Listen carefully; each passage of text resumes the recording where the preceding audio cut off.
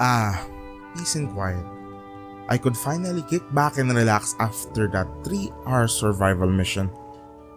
Like, why the f does he even need that much hexanon for? I bet it's to farm another wisp, that damn perv. Hey yo, what the fuck? Grenier, we're robbing your house, idiot.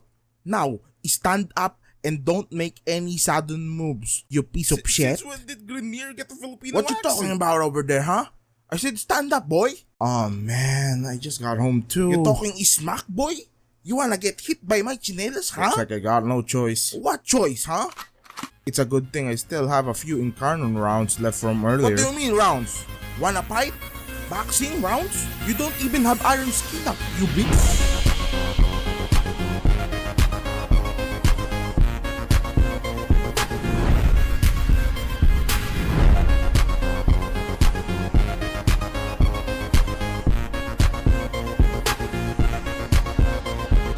The LEX Prime has always been a bit of an odd weapon.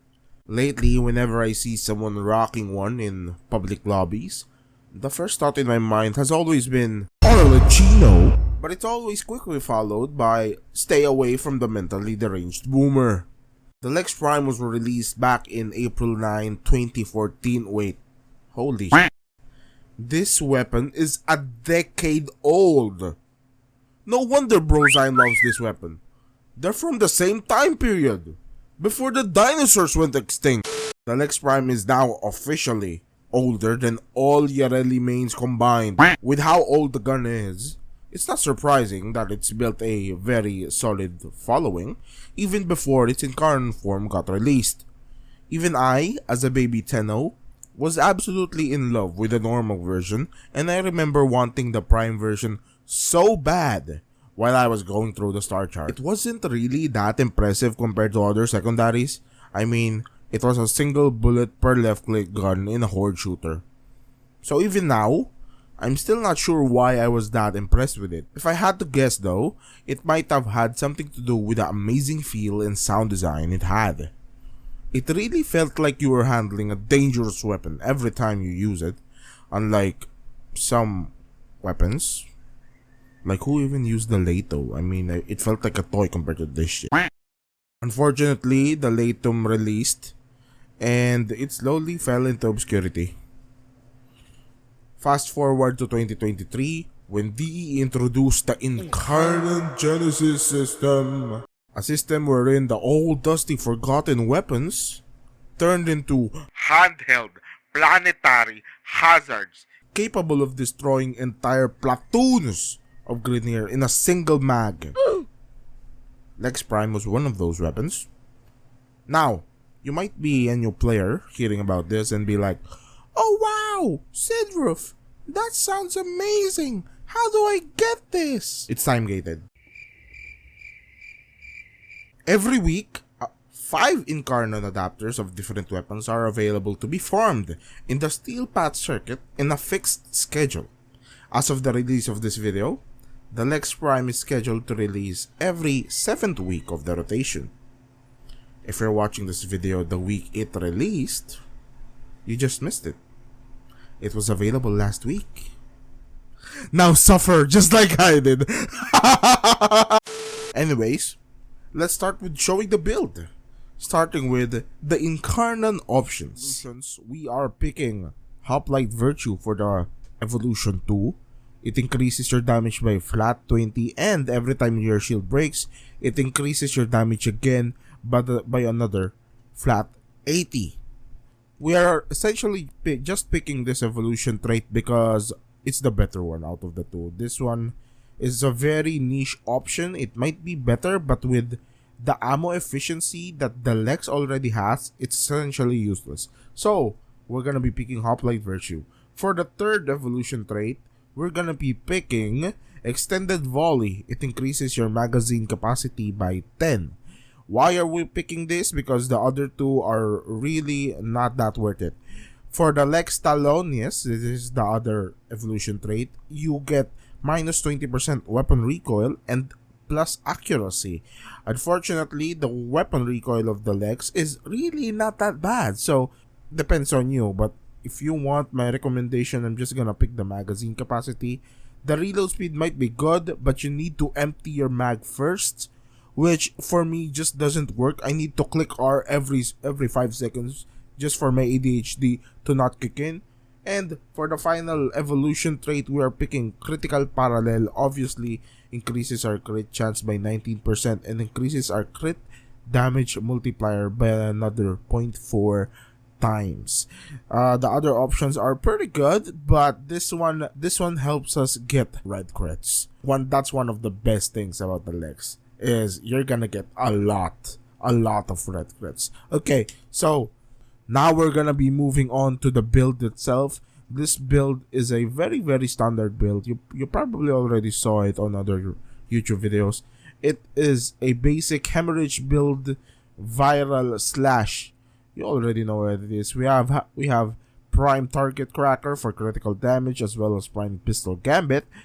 You could use the non-prime versions. It's still fine. Galvanized crosshairs is very good on the Lex because headshotting is very easy with the incarnate form. Galvanized diffusion is also a must-have for any secondaries. Hemorrhage is the main mod of this build. It helps us get slash procs every time we do an impact proc to an enemy for 35% chance. Now, with Lex being an impact type weapon, this helps us very much for high level content. Lethal Torrent is your basic fire rate multi-shot mod.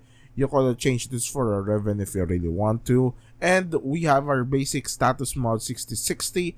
We have here viral setup, but also you could change it to this build right here, which is a corrosive build if you have 2 green Archon shards equipped on your Warframe. But we're gonna be using the viral build for this video. Okay, let's test it out on a level 225 Steel Path Grenier battle group with literally no other buffs other than maybe a Panzer. It does a very good initial damage for its non-incarnate form, but when it's wrapped up, look at that. Oh my god, the red crits are going crazy. And the punch through is insane as well. It's one-shotting level 225 enemies.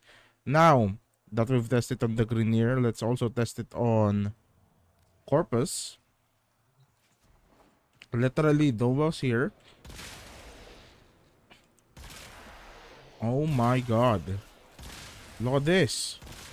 That's crazy. Remember guys, we also have secondary deadhead equipped. That's why it's doing a lot of damage if you're aiming for the head. Let's try that again. Look at that. Red crits for days. This build is insane. One thing I would like to point out though is that hemorrhage is affected by your current fire rate.